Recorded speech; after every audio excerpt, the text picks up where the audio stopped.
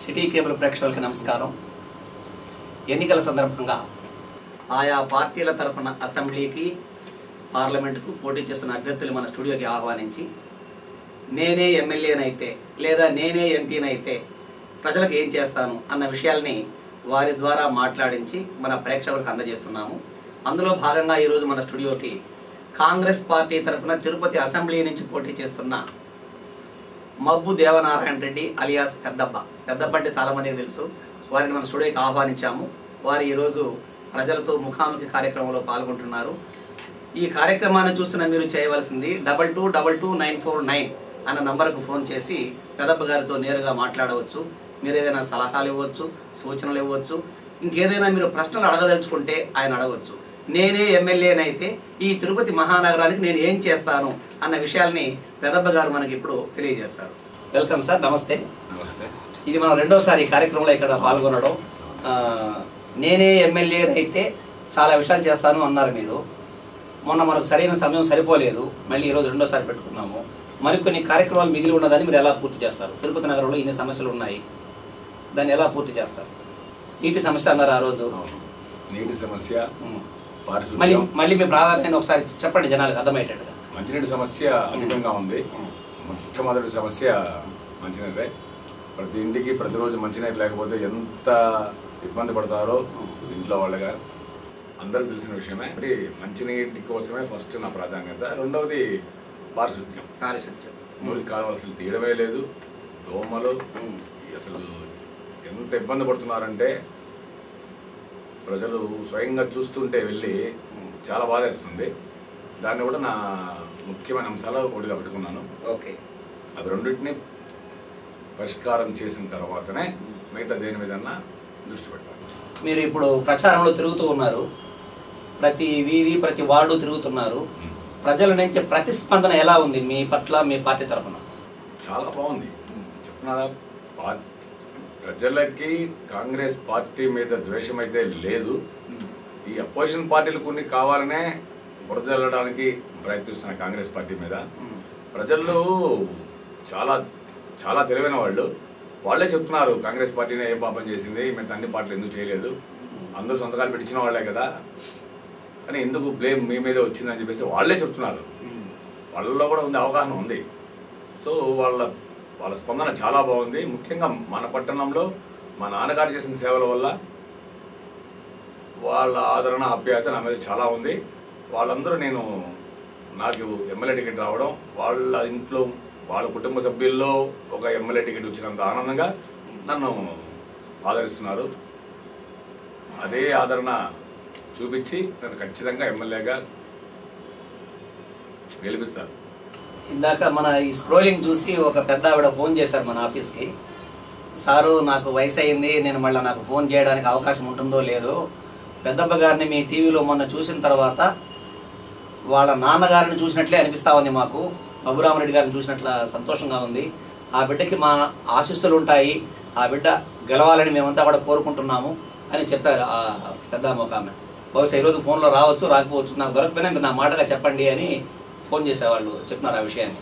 So చాలామంది దృష్టిలో మీరు మబ్బురామరెడ్డి గారి కుమారుడుగా చాలా మంచి అభిప్రాయం ఉంది, మీకు దృఢమైనటువంటి గట్టి సపోర్ట్ ఉంది వాళ్ళ దగ్గర నుంచి. తర్వాత మీరు మా నాన్నగారు ఎప్పుడు ఒక 3 మాటలు చెప్పేవాళ్ళు అని అనుకుంటారు మీరు, అది ఏం చెప్తారు? మళ్ళీ వెరిఫై చేయండి. అదే చెప్తున్నారు, మంచినీరు అమ్ముకోవద్దు, మద్యం అమ్ముకోవద్దు. మీ దగ్గరికి సహాయం కోరి వచ్చిన వ్యక్తులకి స్వలాపేక్ష లేకుండా, వాళ్ళ దగ్గర నుంచి ఏమీ ఆశించకుండా, వాళ్ళని నిరుత్సాహపరిచి పంపించకుండా మీ చేతనైన సహాయం చేసి పంపించమని చెప్పేవాళ్ళు. నేను అలాగే చేస్తున్నాను. నా దగ్గరికి ఎవరు వచ్చినా కూడా వాడు ఏమడిగినా కూడా నేను ఎంతవరకు చేయగలను అంతవరకు చేసి పూర్తి చేయడానికి నా వంతు కృషిని ఎప్పుడు చేస్తూనే ఉన్నాను. కాబట్టి ఈరోజు పార్టీ నన్ను గుర్తించింది. నా వెనక ఉన్న సపోర్ట్ చూసి, ఈరోజు నాకున్న ఫాలోయింగ్ చూసి, నా మనుషులు, నా అభిమానులు, నా స్నేహితులు అయితేనేమి, బంధువులు అయితేనేమి, తిరుపతి ప్రజలకి నా మీద ఉన్న ఆదరణ చూసి, 20 సంవత్సరాలు మా కుటుంబం రాజకీయాల్లో లేకపోయినా కూడా మా మీద ఇంత ఆప్యాయత, ఆదరణ ఉన్నాయంటే కారణం మేము ప్రజలకు చేస్తున్న సేవలే. ప్రేక్షకులకు మరోసారి గుర్తు చేస్తున్నాము, మన కార్యక్రమాలు తిరుపతి అసెంబ్లీ నియోజకవర్గం పూర్తిగాను, అలాగే నగర నియోజకవర్గంలో సగభాగం వరకు, శ్రీకాళహస్తి నియోజకవర్గంలో సగభాగం వరకు, చంద్రగిరి నియోజకవర్గంలో దాదాపుగా 70% గ్రామాలని మన కార్యక్రమాలకు కవర్ చేస్తున్నాయి. ఇప్పుడు పెద్దప్ప గారు కాంగ్రెస్ పార్టీ తరఫున అసెంబ్లీ నియోజకవర్గం నుంచి పోటీ చేస్తున్నారు. తిరుపతి నుంచి వారు ఎవరినైతే కలవాలి అనుకుంటున్నారో, ఏ ప్రాంతాల్లో తిరగాలి అనుకుంటున్నారో వాళ్ళందరికీ ఈ కార్యక్రమాలు ఇంటింటికి చేరుతున్నాయి. అలాగే ఈ కార్యక్రమాలు అయిన తర్వాత వీటిని మనము యూట్యూబ్లో పెడుతున్నాము. టీపీటీ న్యూస్ లైవ్ అన్న .com దగ్గర మీరు కొట్టినట్టయితే మీకు ఈ కార్యక్రమం మళ్ళీ కూడా చూసుకోవచ్చు. హలో, నమస్కారం అండి సార్. మాట్లాడండి, పెద్దప్ప గారు ఉన్నారు. సార్ చెప్పండి. నమస్తే సార్, చెప్పండి సార్. ఓకే అండి, థ్యాంక్ యూ. ఓకే చెప్పండి చెప్పండి చెప్పండి సార్.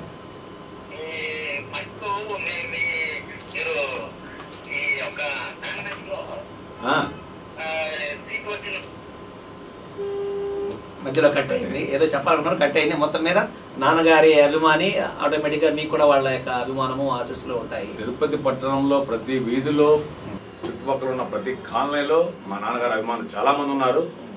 అసలు ఇంతమంది అభిమానులు, ఇంత ఆదరణ ఉందన్న సంగతి నేను కూడా ఈ ప్రచారంలో వెళ్తుంటే వాళ్ళే నాకు ఎదురొచ్చి నన్ను వాళ్ళ ఇంటికి తీసుకెళ్ళి వాళ్ళ ఆదరణ ఆప్యాయత చూపిస్తుంటే అసలు ఇంత మంచి పేరు మా నాన్నగారు ఎలా తెచ్చుకున్నారు, మనం ఎందుకు అలా తెచ్చుకోకూడదు, ఆ కృషి మనం ఎందుకు చేయలేము అనే పట్టుదలతో మా నాన్నగారి కంటే మంచి పేరు తెచ్చుకోవడం కోసం నేను ప్రయత్నిస్తున్నాను, తెచ్చుకుంటాను. ఓకే, చాలా సంతోషం. తర్వాత బీజేపీ తరఫున, తెలుగుదేశం పార్టీ తరఫున. హలో, నమస్కారం అండి. చెప్పండి సార్. మాట్లాడండి.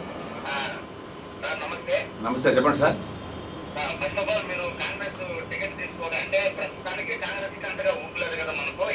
ఓకే ఓకే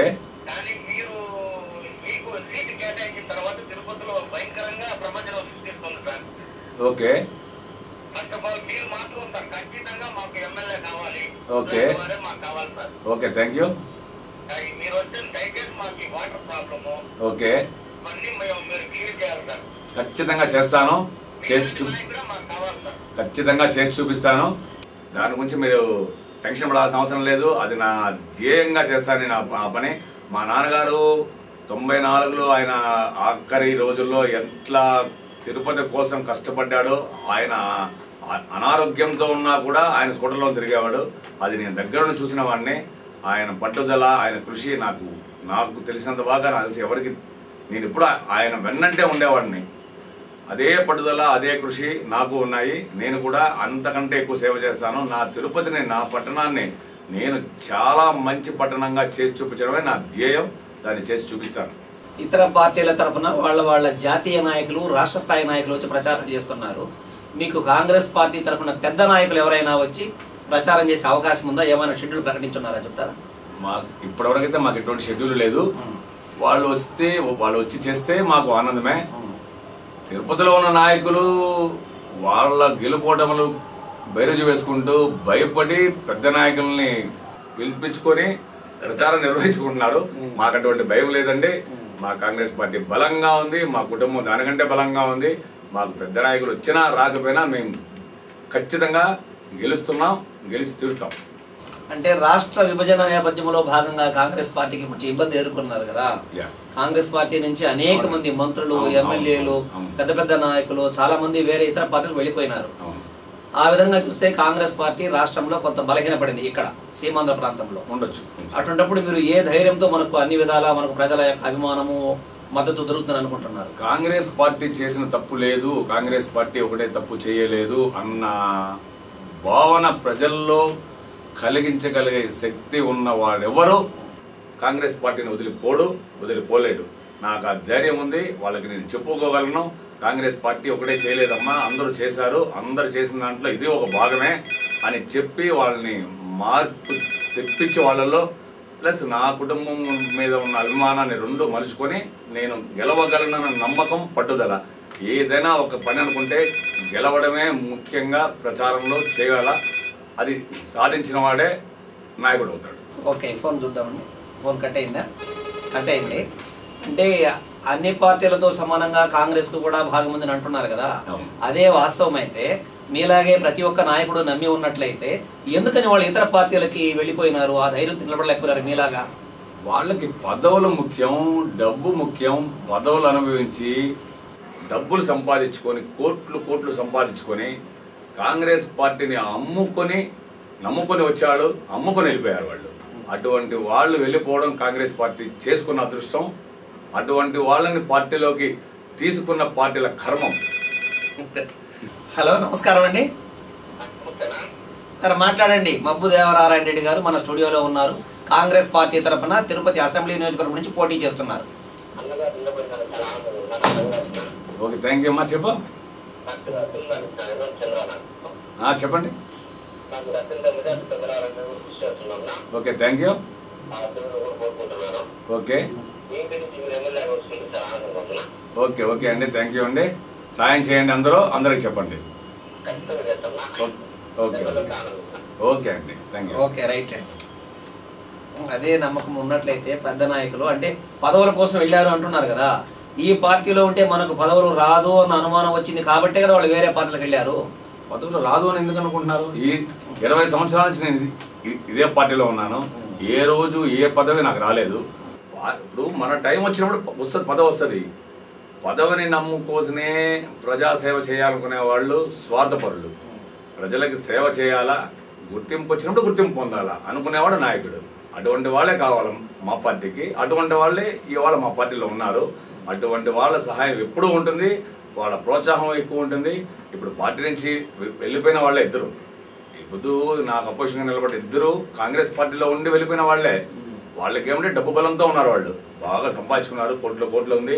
ఆ డబ్బుతో జనాల్ని కొనుక్కోవచ్చు, గెలవచ్చు అన్న ధైర్యంతో వాళ్ళు ఉన్నారు. మేము ప్రజలు మా మీద పెట్టుకున్న ఆశని, నమ్మకాన్ని కాంగ్రెస్ పార్టీ చేసి ఏదైనా ఏ పనైనా చేయగలిగే సామర్థ్యం ఉన్న పార్టీ కాంగ్రెస్ పార్టీ అని చెప్తూ వాళ్ళని నమ్మించి వాళ్ళ ద్వారా గ్యారంటీగా ఓట్లు పొంది మేమే గెలుస్తాం, గెలిచి తీరుతాం.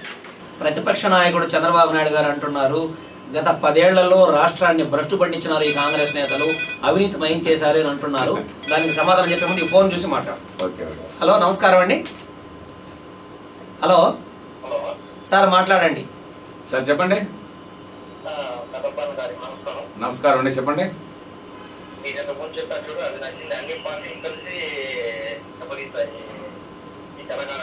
అవునండి అవునండి అవునండి. ఓకే ఓకే అండి,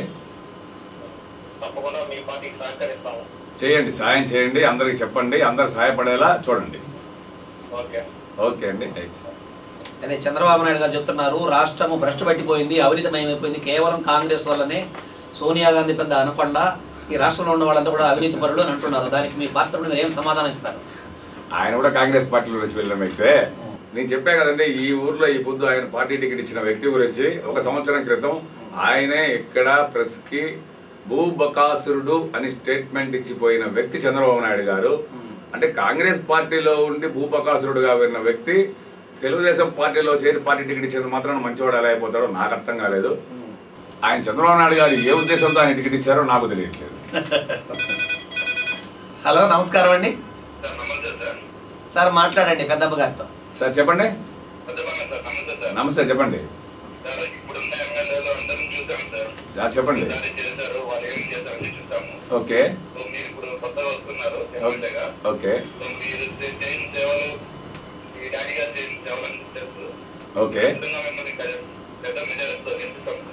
ఓకే, ఖచ్చితంగా సహాయం చేయండి. మీ సహాయాన్ని నేను ఎప్పటికీ మర్చిపోను. నేను మీలో ఉంటాను, మీలో ఒకటిగా ఉంటాను. మీకు ఏమి కావాలన్నా చేసి పెట్టడానికి నేను ముందు ఉంటాను. Okay, thank you. రాష్ట్రాన్ని భ్రష్టు పట్టించేసినారు ఈ కాంగ్రెస్ వాళ్ళు. నేను లేకపోవడం వల్ల రాష్ట్రం అభివృద్ధికి ఆమె దూరం వెళ్ళిపోయిందని అంటున్నారు చంద్రబాబు నాయుడు గారు. మీ పార్టీ వల్లే వెనక్కి వెళ్ళిపోయింది అభివృద్ధి అని. దానికి మీరు ఏం సమాధానం చెప్తున్నాను? రాష్ట్రం అంతా నాకు తెలియకపోవచ్చు, కానీ తిరుపతిలో ఆయన చేసిన సేవలు ఎంతో, ఆయన ఈ తిరుపతి పట్టణానికి ఆయన చేసిన సేవ ఏంటో నాకైతే తెలియదు. 9 సంవత్సరాలు ఆయన ముఖ్యమంత్రిగా ఉన్నారు. తిరుపతి పట్టణానికి ఏ ఒక్కటైనా ఆయన చేశాడా?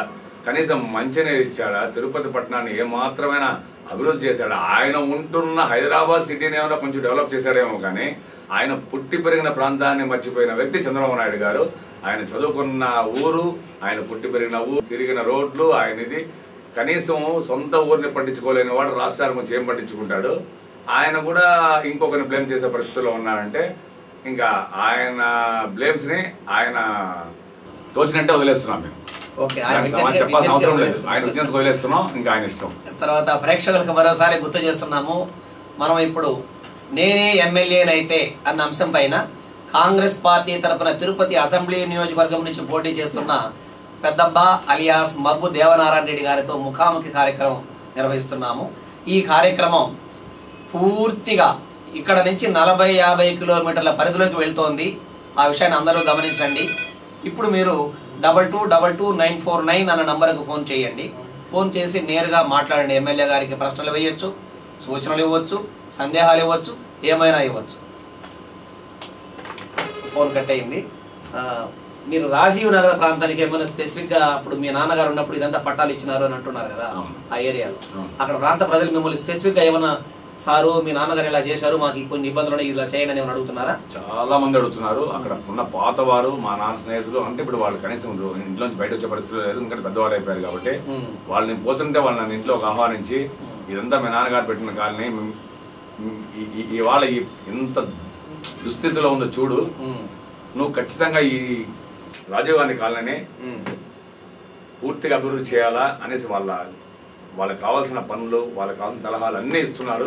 నేను చెప్తున్నా కదా, ఇప్పుడు నేను జీవకోణంలో నడుస్తుంటే నడవటానికి కూడా ఇబ్బంది పడే పరిస్థితుల్లో ఉంది. ఒక్క రోడ్డు బాగాలేదు, ఒక డ్రైను లేదు, కనీసం అక్కడ మనుషుల్ని ఆటో వెహికల్ మారి చూస్తున్నారు వీళ్ళు. ఓకే, హలో, నమస్కారం అండి. సార్ మాట్లాడండి. మబ్బు దేవనారాయణ రెడ్డి గారు స్టూడియోలో ఉన్నారు. సార్ చెప్పండి. నమస్తే, చెప్పమ్మా. ఎవరు? చెప్పండమ్మా. Okay, thank you.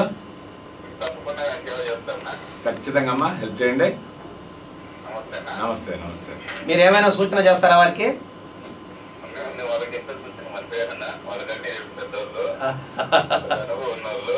Very good. So అక్కారంపల్లి ప్రాంతం అంతా కూడా మబ్బుదేవనారాయణ రెడ్డి గారికి అనుకూలంగా ఉన్నారు అంటున్నారు. అక్కారంపల్లి ప్రాంతం మా నాన్నగారికి పూర్తి అనుకూలమైన ప్రాంతం. రాజీవ్ నగర్ పంచాయతీ గురించి చెప్తున్నా కదండి. రాజీవ్ నగర్ పంచాయతీ అనేది ఒకప్పుడు జీవకోణ చెప్పాను. అక్కడ ఒక ఆటవిక సంస్థగా ఉండేది ఒకప్పుడు. దాన్ని పూర్తిగా మార్పు చేసి దాన్ని మంచి కాలనీగా, మంచి పంచాయతీగా చేసిన వ్యక్తి మా నాన్నగారు. అప్పుడు నేనే ఉన్నాను అక్కడ. ఈరోజు దాన్ని చూస్తుంటే నాకు చాలా బాధగా ఉంది.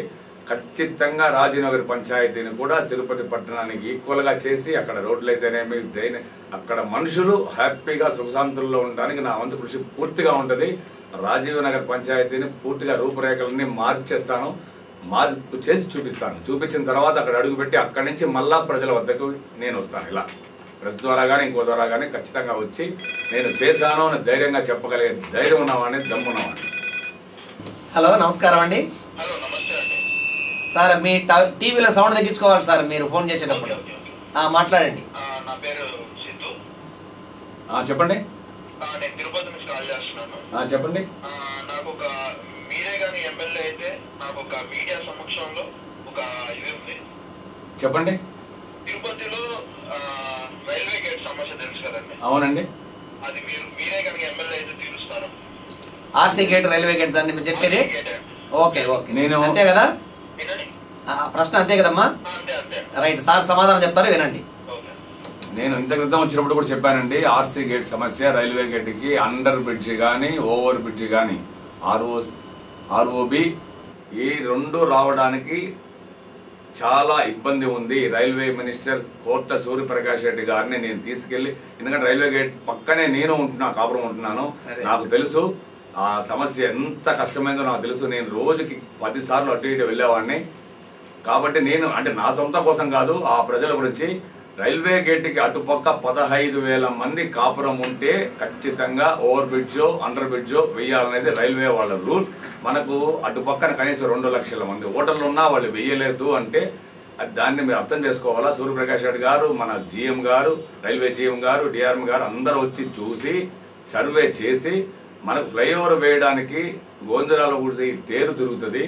తేరు ఎప్పుడు కానీ బ్రిడ్జి కింద నుంచి వెళ్ళకూడదు. అది మన హిందూ సంప్రదాయానికి పూర్తి వ్యతిరేకం.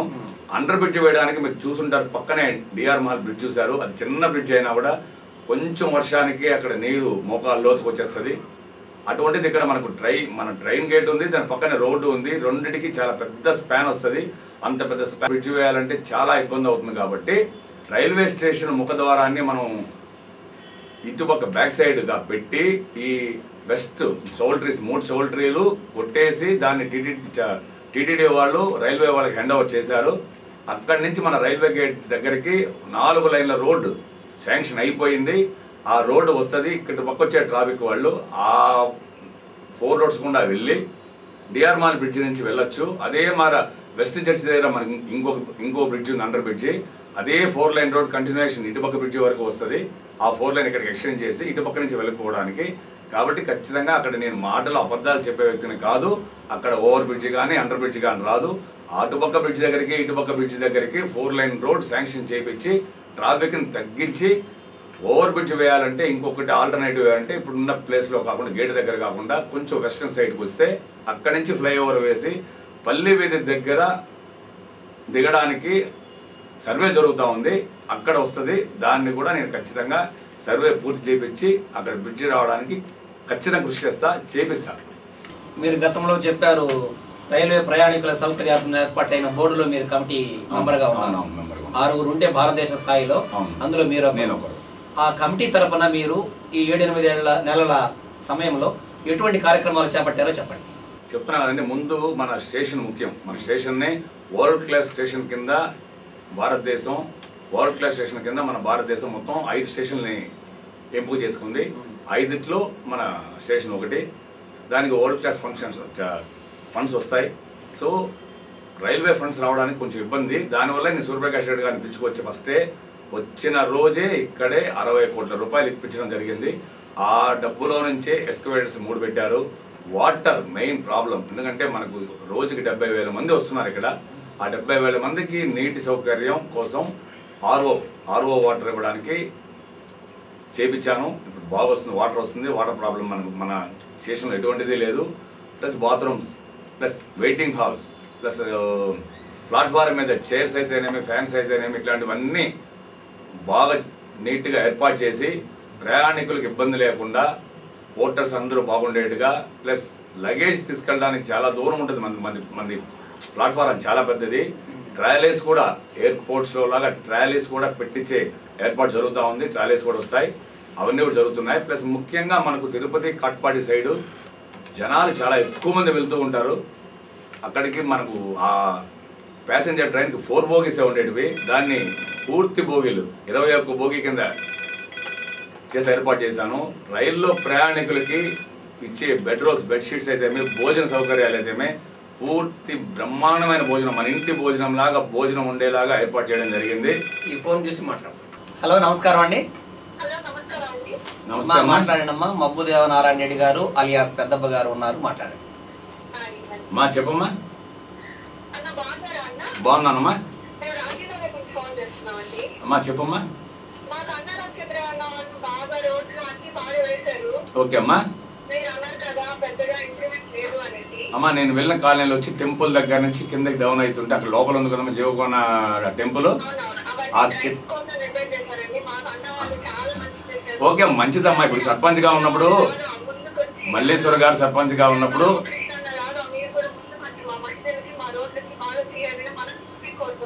చేస్తానమ్మా, ఖచ్చితంగా చేసి చూపిస్తానమ్మా.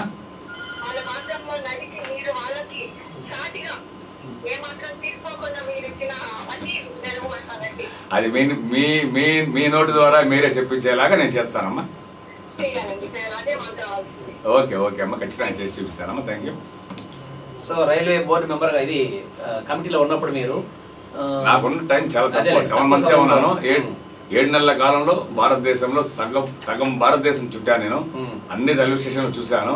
అన్ని స్టేషన్ల కంటే మన స్టేషన్ చాలా బాగా మెరుగ్గా ఉండేట్టుగా చేశాను. ఇంకా ఉండుంటే ఇంకా చేసి ఉండేవాడిని. నో ప్రాబ్లం, ఎప్పుడైనా పర్లేదు. ఎందుకంటే నాకు ఆయన సూర్యప్రకాష్ రెడ్డి గారు నాకు సొంత అన్నలాగా ఆయన ఫండ్స్ పెట్టి తిరుపతి రైల్వే స్టేషన్ ఒక మోడల్ స్టేషన్గా చేసి చూపిస్తాను. రైల్వే స్టేషన్లో ఎస్కలేటర్లు పెట్టించానని అన్నారు, లిఫ్ట్లు పెట్టించాను అన్నారు, టచ్ స్క్రీన్ పెట్టించాను అన్నారు. ఈ బ్రిడ్జికి సంబంధించి వేరే దారి 4 లైన్ దారి కూడా చేస్తున్నాం అన్నారు. అది అగ్రిమెంట్ అయిపోయింది, అగ్రిమెంట్ అప్రూవల్ అయిపోయింది. హలో, నమస్కారం అండి సార్, మాట్లాడండి. మాట్లాడండి సార్. చెప్పమ్మా, చెప్పండి. ఎక్కడ తిరుమలలో మీరు చెప్పేది? మీరు ఏం చేస్తారు?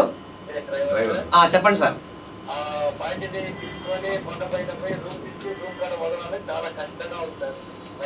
ఓకే, ఇప్పుడు ఏం చేయాలంట దానికి?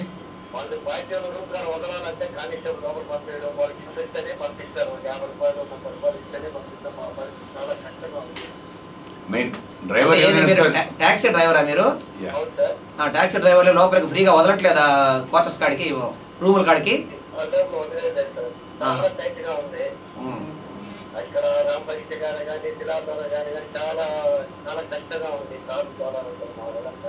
నేను చెప్తున్నా కదమ్మా, నాకు తెలుసు ఆ ప్రాబ్లం. ఎందుకంటే కొండ మీద నేను కూడా ఒక లాడ్జి పెట్టుకొని 2004లో టీటీడీకి హ్యాండ్ ఓవర్ చేసిన వాడినే. ప్రతిరోజు కొండ ఎక్కి దిగిన వాడినే. నాకు మీ ట్యాక్సీ వాళ్ళ ప్రాబ్లమ్స్ అన్నీ నాకు తెలుసు. మీరు ఏమి ఇబ్బందులు పడుతున్నారో నాకు తెలుసు. ఇంతకుముందు స్టాండ్ ఎలా ఉండేదో ఇప్పుడు మీరు ఎట్లాంటి ఇబ్బంది పడుతున్నారో నాకు తెలుసు. మీ కొండ మీద ట్యాక్సీ స్టాండ్ వాళ్ళకి పూర్తిగా ఎలా చేయాలో నాకు పూర్తి అవగాహన ఉన్నవాడిని. నేను చేస్తానమ్మా, మీకు ఏం ప్రాబ్లం లేదు. కొండ మీద ఎటువంటి ప్రాబ్లం, ఎందుకంటే నాకు దేవుడు అంటే చాలా చాలా ఇష్టం, భయం కూడా ఎక్కువ నాకు.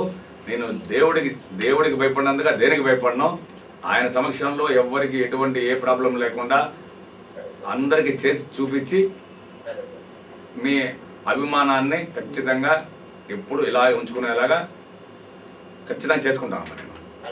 ఓకే అమ్మా, థ్యాంక్ యూ. రైల్వే స్టేషన్ గురించి మాట్లాడినారు. ఆర్టీసీ బస్ స్టాండ్కి సంబంధించి మీరు ఏమైనా సమస్యలు చూసారా? దాని ఇంకా ఎటువంటి మెరుగులు తెద్దాలి అనుకుంటున్నారు? చాలా చేయాలండి. ఆర్టీసీ బస్ స్టాండ్ కూడా మనకు చాలా ఫ్లోటింగ్ ఉంది. మనకు ఏమేమి ప్రాబ్లమ్స్ ఉన్నాయి అక్కడ మీరు గమనించింది? ప్లాట్ఫామ్స్ సరిపోవడం లేదు.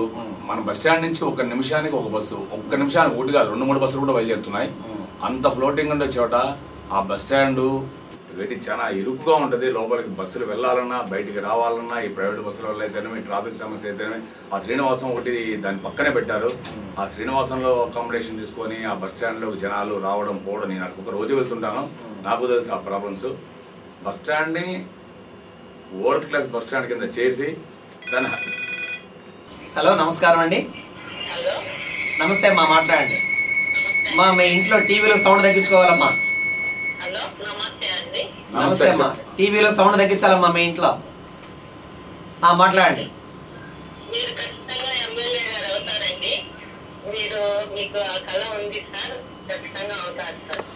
ఓకే అమ్మా, థ్యాంక్ యూ అమ్మా. నేను చెప్తున్నానమ్మా, మహిళా పక్షపాతినమ్మా నేను. మీకు అటువంటి భయం ఏం లేదమ్మా. మహిళలకి రక్షణ పూర్తిగా ఈ తిరుపతిలో కల్పించగలిగితేనే మన తిరుపతి పుణ్యక్షేత్రానికి యాత్రికులు రావాలన్నా ఏం చేయాలన్నా ఇక్కడ రాండాడు ప్రాబ్లం చాలా బాగుండాలా. తిరుపతి పుణ్యక్షేత్రం వెళ్ళొచ్చిన ఏ యాత్రికుడైనా ఆ 2-3 రోజుల యాత్ర చాలా ఆనందంగా జరిగింది. మళ్ళీ ఇంకొకసారి రావాలని భావించేలా చేయడమే నా కోరిక. అలాగే చేస్తాను. మన పుణ్యక్షేత్రాన్ని ఇప్పుడే మంది ప్రపంచంలో నెంబర్ 1గా ఉంది. దాన్ని ఇంకొంచెం మెరుగుపరిచి ఇక్కడికి వచ్చిన వాళ్ళందరూ ఆనందంతో సుఖ సంతోషాలతో, అలాగే మన ఊరి వాళ్ళు కూడా ప్రతి ఒక్కరూ ఎటువంటి బాధలు లేకుండా స్వేచ్ఛగా తిరుగుతా ఇక్కడ ఏ ప్రాబ్లం ఉండదు అనేలాగా చేపిస్తాను, చేసి చూపిస్తాను. తర్వాత ఇందాక మర్చిపోయినాము, నిన్న ఒకరు ఫోన్ కాల్లో చెప్పినారు, రైల్వే స్టేషన్లో యాత్రికులు కొండపైకి వెళ్తే అక్కడ చాలా క్యూ ఉంటుంది, తలనీలాలు సమర్పించడానికి పెద్ద క్యూ ఉంటుంది, గదులు తీసుకోవాలంటే పెద్ద క్యూ ఉంటుంది. తీరా అలసి సొలసి ఇళ్ళకెద్దామని రైల్వే స్టేషన్కి వస్తే ఒక్కొక్క కౌంటర్ దగ్గర చాలా చాలా పొడవుగా క్యూలు ఉన్నాయి. రైల్వే కౌంటర్స్, టికెట్ ఇచ్చే కౌంటర్లు పెంచవచ్చు కదా, అది ఎందుకు చేయట్లేదు? వచ్చిన వెంటనే ఇబ్బంది లేకుండా చేసే అవకాశం ఎందుకు చేయకూడదు అని అడుగుతున్నారు. దానికి ఏమైనా ప్రపోజల్ మీరేమైనా పంపించారా? ఫిబ్రవరిలో మా ప్యాసింజర్స్ అమ్యూనిటీస్ కమిటీ మొత్తం అక్కడ సర్వే చేయడం జరిగింది. స్టేషన్ మొత్తం మేమే చూసాం, ఇన్స్పెక్ట్ చేసాం. ఆ బాధ నాకు తెలుసు. ఎంక్వైరీ ఒకటే ఉంది.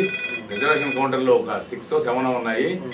ఈస్టర్న్ సైడు, వెస్టర్న్ సైడు, అటుపక్క ఇటుపక్క ఇంకా ఎక్కువ చేసి వచ్చిన ప్రయాణికుడు విత్-ఇన్ ఏ మినిట్లో టికెట్ కొనుక్కొని స్టేషన్లోకి వెళ్ళేలాగా ఎంక్వైరీలో కనీసం ఒక 2-3 నిమిషాల కంటే ఎక్కువగా స్పెండ్ చేయడానికి వీలు లేకుండా చేయడానికి వాళ్ళకి అధికారులకి అప్పుడే సూచనలు ఇచ్చారు. చైర్మన్ గారు ఆర్డర్స్ ఇచ్చారు. జరుగుతున్నాయి పనులు. ఇప్పుడు స్టేషన్లో మీరు ఎవరన్నా వెళ్ళి చూడండి, 1వ ప్లాట్ఫారంలో అన్ని పనులు జరుగుతున్నాయి. తొందరలో ముగిసిపోతాయి. ఇటువంటి ప్రాబ్లమ్స్ ఏమి ఉండవు. హలో, నమస్కారం అండి. మాట్లాడండి అమ్మా. చెప్పండి అమ్మా. నమస్కారం అమ్మా. ఓకే అమ్మా, చెప్పమ్మా.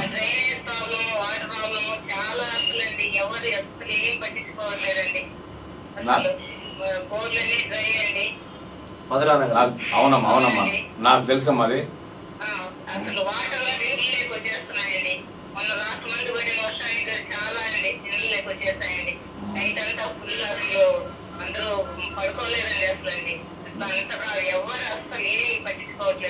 నాకు తెలుసమ్మా, నేను వచ్చాను. అప్పటికి వచ్చాను, మధునగర్ వచ్చానమ్మా నేను.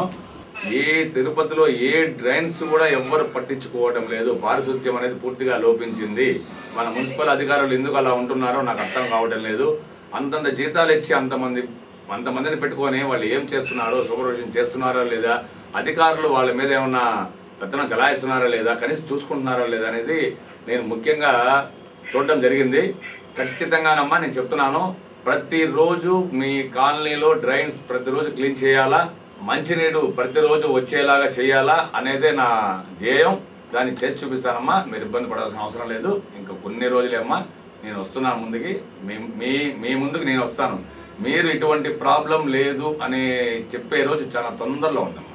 మన ఈ కార్యక్రమం మొదలుపెట్టినప్పటి నుంచి మనకు ఎక్కువగా ఫోన్ కాల్స్ రావడంలో నీటి సమస్య, ఈ పారిశుద్ధ్య సమస్య ఎక్కువగా అడుగుతున్నారు. అంటే కనీస సౌకర్యాలు అండి. ఇది మనిషి అన్న తర్వాత చాలా కనీస సౌకర్యాలు అవి కూడా లేకపోతే ఆటవీ రాజ్యంలో ఉంది. అవును. హలో, నమస్కారం అండి. శంకర్ గారు మాట్లాడండి. అవునండి, మాట్లాడుతున్నాను. చెప్పండి చెప్పండి. ఎక్కడి నుంచి మాట్లాడుతున్నారండి? అవునండి, వినిపిస్తుంది. చెప్పండి, మాట్లాడండి.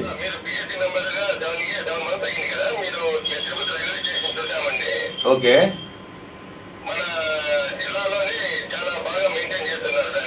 ఓకే.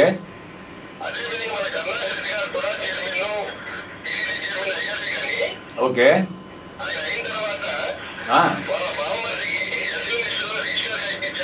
ఓకే.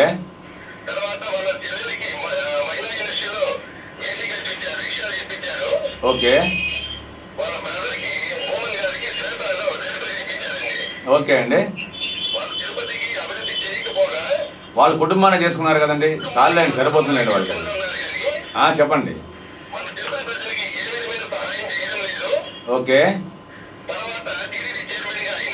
3 సంవత్సరాలు ఉన్నారండి.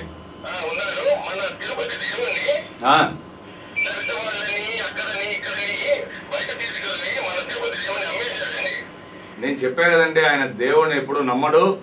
దేవుణ్ణి నమ్మని వ్యక్తి కరుణాకర్ రెడ్డి. దాని గురించి ప్రెస్ వాళ్ళు ఒకప్పుడు ఆయన అడిగారు. ఎందుకంటే ఒకప్పుడు ఆయన దేవుడు పూజారులు అనుమతిస్తే వెంకటేశ్వర స్వామిని చెప్పుతో కొడతాను అన్న వ్యక్తి కరుణాకర్ రెడ్డి. ఆ ప్రశ్నని విలేకరులు ఆయన్ని అడిగినప్పుడు ఆయన సమర్థించుకున్న మాట, వాల్మీకి మారలేదా అని అన్నాడు. ఆయన అంత గొప్ప వ్యక్తి ఏమో నాకు తెలియదు, కానీ ఆయన ఇవాళ కూడా దేవుడిని నమ్మే వ్యక్తి కాదు. దేవుడికి ఏ రోజు దండం పెట్టే వ్యక్తి కాదు. అటువంటి ఆయన్ని ముఖ్యమంత్రి చేసిన రాజశేఖర రెడ్డిని ఏమన్నారో నాకైతే తెలియడం లేదు. అదే ఆయన రాజశేఖర రెడ్డి గారు చేశారు. రాజశేఖర రెడ్డి గారు చేశారు. ఆయన టీటీడీలోకి వచ్చిన తర్వాతనే టీటీడీ భ్రష్టు పట్టిపోయిందానికి ముఖ్య కారణం ఈయనే, కరుణాకర్ రెడ్డి గారే. మన దేవుణ్ణి మనం ఎంత మంచి చేసుకోవాలో దాన్ని డెవలప్ చేయాలో ఇంకా యాత్రికులు వచ్చేలా చేయాలో అవేమీ చేయకుండా ఆయన అసలు తిరుపతి గురించే పట్టించుకోకుండా ఇవాళ 2 సంవత్సరాలుగా ఆయన ఎమ్మెల్యేగా ఉంటూ మా పార్టీ అధికారం లేదు, నేను చేయలేకపోతున్నాను, మా పార్టీ అధికారం లేదు అనేసి అంటున్నాడు. కానీ తొడా చైర్మన్ గారు 2 సంవత్సరాలు 3 సంవత్సరాలు టీటీడీ బోర్డు చైర్మన్గా ఉండి ఆయన అభివృద్ధి చేయాలనుకుంటే సింగపూర్ కాదండి, దుబాయ్ కాదండి, లండన్ కాదండి, దాన్ని మించి చేసి ఉండొచ్చు. ఆయనకు అప్పుడు అవన్నీ ఏం గుర్తురాలేదు, అపోజిషన్లోకి వచ్చాయి, గుర్తొచ్చాయి. అటువంటి వ్యక్తులు తిరుపతికి ఎమ్మెల్యేగా చేస్తే దానికంటే ఘోరమైన పరిస్థితి ఇంకొకటి లేదు. తిరుపతి పట్టణ వాసులు దాన్ని గుర్తించి ఆయన చేస్తున్న పనులేంటో, ఆయన మాట్లాడుతున్నదేంటో ప్రతిరోజు ఫోటోలు రావాలి పేపర్లో, ప్రతిరోజు టీవీలో కనిపించాలా, ప్రతిరోజు టీవీలో ఏదో ఒకటి కళ్ళబొల్లి కబుర్లు చెప్తూ ఉన్న ప్రభుత్వం మీద దుమ్మెత్తిపోయడం తప్ప ప్రజల అభివృద్ధి, ప్రజలకు ఉన్న బాధలు పట్టించుకునే పరిస్థితులు ఆయన లేరు. ఇంకా వెంకటరమణ గారు అయితే పూర్తిగా ఆయన కుటుంబానికి ఆయన వారసులు అందరూ ఒక 2-3 జన్మలకి సరిపోయే సంపాదించుకుంటారు. కానీ ఆయన 100 జన్మలకి సరిపోయేలా సంపాదించుకునే వ్యక్తి ఆయన వెంకటరమణ. అటువంటి వారు పోటీలో ఉంటున్నారు. కరుణాకర్ రెడ్డి గారు ఉన్న టైంలోనే లడ్డు 25 రూపాయలు అయింది. తిరుపతి ప్రసాదం అనేది తిరుపతికి ఏమి డబ్బులు లేకుండా లేదు. మన Venkateswara Swamy richest god of the world, ప్రపంచంలోనే ఖరీదైన దేవుడు మన వెంకటేశ్వర స్వామి. ఎందుకంటే డబ్బున్న వాళ్ళందరూ తీసుకొచ్చారు, డబ్బులు వేసే వ్యక్తులు. లడ్డు ఉచితంగా ఇచ్చినా కూడా టీటీడీకి ఎటువంటి నష్టము లేదు. 10 రూపాయల లడ్డుని 25 రూపాయలు చేసి ఉచిత లడ్డు అనేది లేకుండా చేసేసాడు. మామూలు యాత్రికులకి ఇస్తున్నాడు 10 రూపాయలు, ఫ్రీ దర్శనంలో వెళ్ళే వాళ్ళకి మాత్రం 10 రూపాయలకి ఇస్తున్నాడు. అది కూడా ఎక్కువ, ఎందుకంటే వాళ్ళు ఎంతో దూరం నుంచి కష్టపడి, నాకు తెలుసు చెప్తున్నా కదా, తమిళనాడు నుంచి వ్యక్తులు తమిళనాడు దగ్గర నుంచి నడుచుకుంటూ కొండకొచ్చి, నడుచుకుంటూ కొండకెళ్ళి, ఉచిత బస్సుల్లో తిరుగుతా, ఉచిత దర్శనం చేసుకొని, ఉచిత గదుల్లో ఉండి వెళ్ళేవాళ్ళు వాళ్ళు. అటువంటి వాళ్ళకి ఉచితంగా లడ్డు ఇవ్వడంలో టీటీడీకి వచ్చిన నష్టమేమీ లేదు. అటువంటి దానివల్ల ఏమి ప్రాబ్లము లేదు. ఆయన పెట్టిన ఆ 10 రూపాయల లడ్డు కూడా వాళ్ళకి చేరడం లేదు. అధికారులు, రాజకీయ నాయకులు ఆ టోకన్లు సంపాదించి దాన్ని కూడా బ్లాక్ మార్కెట్ చేస్తున్నారు. తిరుమల తిరుపతి దేవస్థానంలో బ్లాక్ మార్కెటింగ్ ఎక్కువ కావడానికి కారణం ముఖ్యమైన వ్యక్తి కరుణాకర్ రెడ్డి గారు. తిరుపతి తిరుమల దేవస్థానాన్ని భ్రష్టు పట్టించిన వ్యక్తి కూడా కరుణాకర్ రెడ్డి గారే. దీన్ని నేను ఖచ్చితంగా చెప్పగలను. నేను ప్రత్యక్షంగా చూసిన వాడిని. నేను ఆ టైంలో కొండ మీదే ఉండేవాడిని, ప్రతిరోజు కొండకి వెళ్ళి వచ్చేవాడిని. నాకు తెలుసు 1:1, 1:2, 1:3 అన్న మాటలు వచ్చింది కూడా కరుణాకర్ రెడ్డి హయాంలోనే. ఆ మాటలకు అర్థం మీరు ఎవరిని అడిగినా మీకు చెప్తారు. కొండకెళ్ళే వ్యక్తిని ఎవరిని అడిగినా చెప్తారు. ఒక టికెట్కి అంత రేటుకి తగ్గంత రేటు ఇస్తే ఉచితం. కొంచెం రష్ ఉంటే 1+2 అంటే 1-2 రెట్లు ఇస్తే ఆ టైంలో దొరుకుతుంది. 1:3 పీక్ టీమ్ అంటే చాలా ఇబ్బందుల టైంలో. అట్లాంటి కోడ్ భాషలన్నీ పెట్టిన వ్యక్తి కరుణాకర్ రెడ్డి హయాంలోనే జరిగాయి. ఆయన మనుషులందరూ సంపాదించుకున్నారు. ఆయన దగ్గర ఉన్న వాళ్ళందరూ ఎంత సంపాదించారో ఆ డబ్బంతా ఈరోజు బయట వస్తూ ఉంది.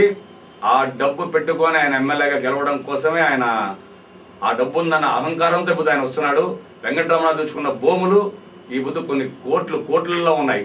ఒకప్పుడు ఆయన రేట్లకి ఒకప్పుడు ఆయన జీవనానికి, ఈ పొద్దు ఆయన జీవనానికి, కరుణాకర్ రెడ్డి ఒకప్పుడు జీవనానికి, ఈ రోజు జీవనానికి. నా గురించి కూడా చూడండి, నేను ఒకప్పుడు ఎలా ఉన్నాను, ఈ రోజు ఎలా ఉన్నాను. వాళ్ళిద్దరూ డబ్బు అహంకారంతోనే డబ్బు పెట్టి జనాలను కొనడం ఈజీ. డబ్బులు ఇస్తే ఎవరైనా లొంగుతారు అనే భావనలో వాళ్ళు ఉన్నారు. నేను డబ్బుని చూపించి రావడం లేదు, మనిషిగా వచ్చాను. మా నాన్నగారు చేసిన సేవలు చూపించి వచ్చాను. ఇంతకాలం నేను ప్రజలతో సన్నిహితంగా ఉండడం చూపించి వస్తున్నాను. ఆ ఆప్యాయతతోనే నేనే గెలుస్తున్నాను. రైట్. ఒకవేళ రేపు మీరు ఎమ్మెల్యేగా నెగ్గినట్లయితే 25 రూపాయల లడ్డూని తగ్గించే ఏర్పాట్లు కానీ మిగతా మార్పులు కానీ చేస్తారా? ఈ ఫోన్ కాల్ చూసిన తర్వాత మాట్లాడదాం. హలో, నమస్కారం అండి. సార్ మాట్లాడండి. బుజ్జి గారు మాట్లాడండి. చెప్పండి. ఓకే, చెప్పండి.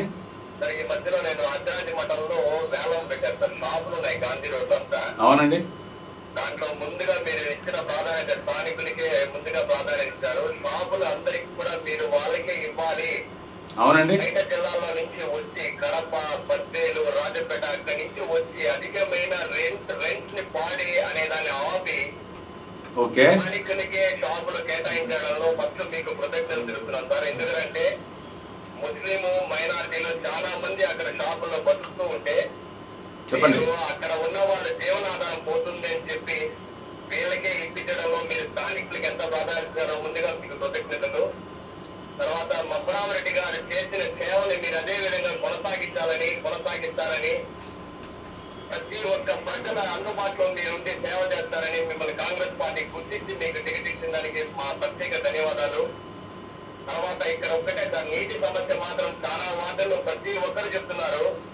చెప్పండి. ముందున్న ఎమ్మెల్యే ఈ మధ్యలో మీరు చూస్తారో లేదో కరపత్రాలు పంచారండి ఎమ్మెల్యే గారు.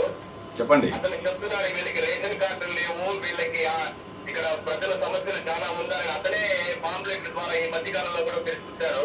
ఓకే. అతనే తెలుస్తుంది వైఎస్ఆర్ కాంగ్రెస్ పార్టీ ఎమ్మెల్యే ఏ విధంగా ప్రజల్లో నేను పని చేయలేదనేది దీనికే నిదర్శనం. ఓకే. పత్రాలనే పంచారు, కరపత్రాలనే తెలిసిపోతుంది. ఓకే. ఎవరైనా సరే ప్రజల మధ్యకి వెళ్ళినప్పుడు వాళ్ళకి నేను ఈ విధంగా వర్క్ చేస్తానని చెప్పి ఎక్కడైనా చెప్పుకుంటారు, ఈయన మాత్రం ఎక్కడా పని చేయలేదని కారణం నేను చెప్తున్నా కదండి బుజ్జి గారు నేను చెప్తున్నా కదండి, ఆయన ప్రభుత్వాన్ని నిందించినంత టైము ప్రజా సమస్యల కోసం ప్రజల కోసం కానీ స్పందించుంటే ఇవాళ ఇటువంటి సమస్యలు ఏది ఉండేది కాదు.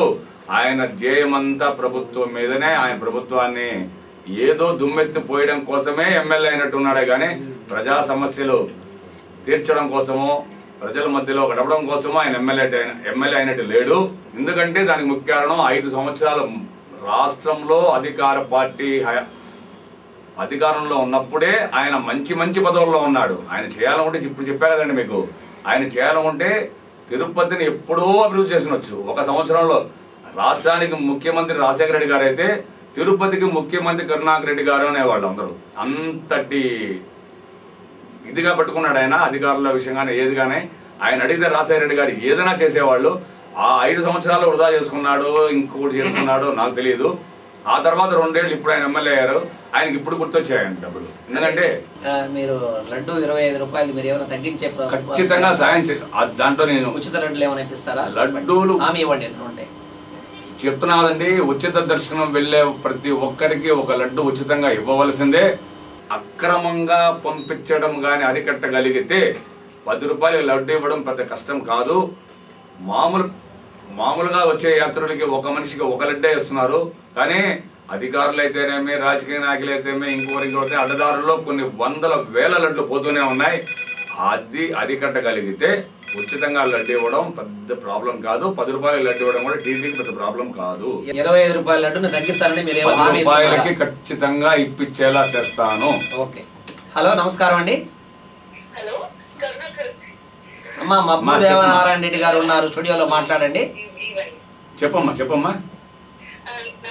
నమస్తే, చెప్పమ్మా. మీరు కరుణాకర్ రెడ్డి గారి గురించి చెప్పిందంతా నిజమే అండి. ఆయన తిరుపతికి ఏం పెద్దగా చేయలేదు. తిరుమలలో కూడా లడ్డు కాస్ట్లు అన్ని బాగా పెరిగిపోయినాయి. అవునమ్మా. మీ ఆలోచనలన్నీ బాగున్నాయండి. ఓకే అమ్మా. అలానే మీరు యూత్ కి ఏం చేయాలనుకుంటున్నారు? మీరు కానీ ఎమ్మెల్యే అయితే యూత్ కి ఏ విధంగా సహాయపడదాం అనుకుంటున్నారు? అమ్మా, చదువుకున్న ప్రతి ఒక్కరికి ఉద్యోగం అనేది చేయాల్సిన బాధ్యత రాజకీయ నాయకుల మీదే ఉందమ్మా. నేను చెప్తున్నా కదా, ఇక్కడ చుట్టుపక్కల మనకు మంచి సోర్సెస్ ఉన్నాయి ఐటీ రావడం కోసం. ప్లస్ దుగ్గరాజపురంలో మనకు వచ్చిన ఓడర్ ఏవైతేమే మంది అంతర్జాతీయ విమానాశ్రయం అయింది, అంతర్జాతీయ రైల్వే స్టేషన్ అయింది.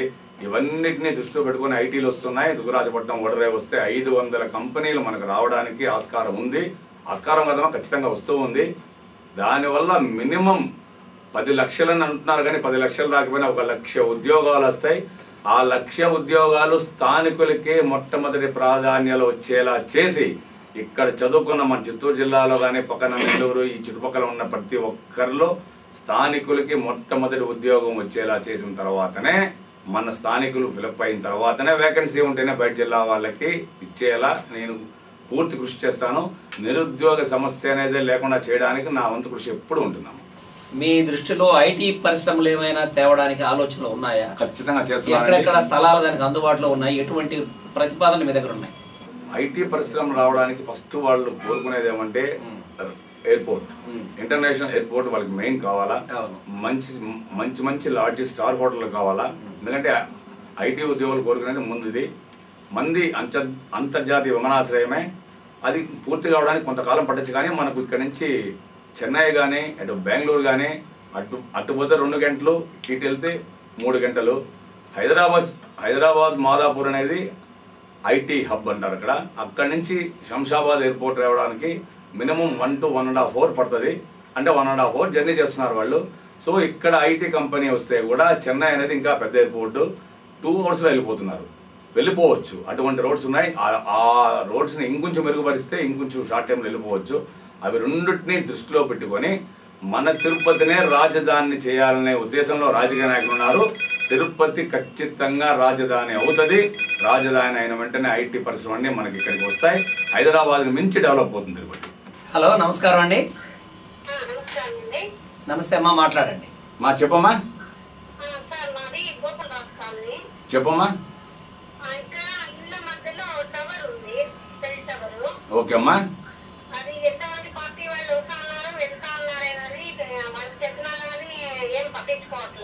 ఓకే అమ్మా, చెప్పమ్మా.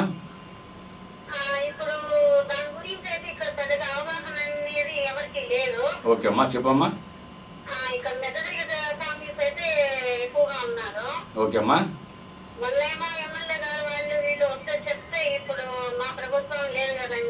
అవునమ్మా, ఆయన చెప్పే మాట అదే. చెప్పమ్మా.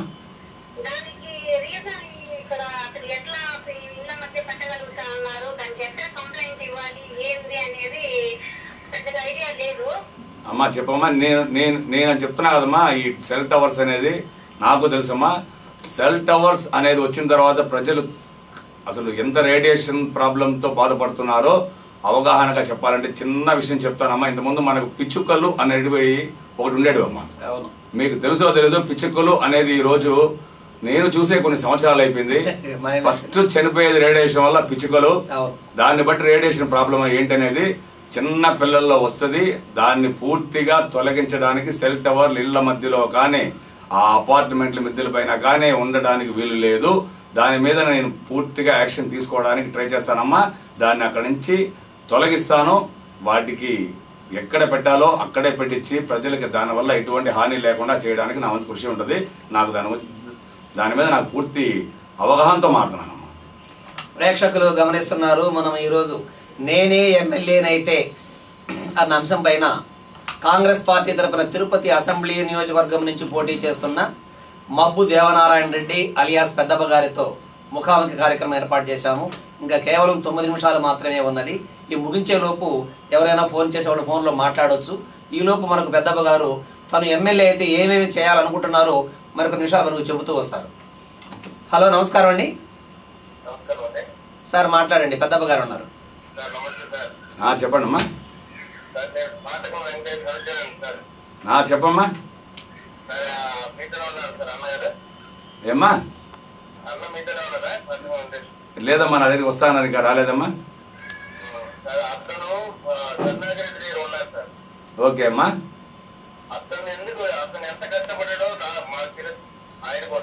అవునమ్మా, అవునమ్మా, నాకు తెలుసమ్మా. అవునమ్మా.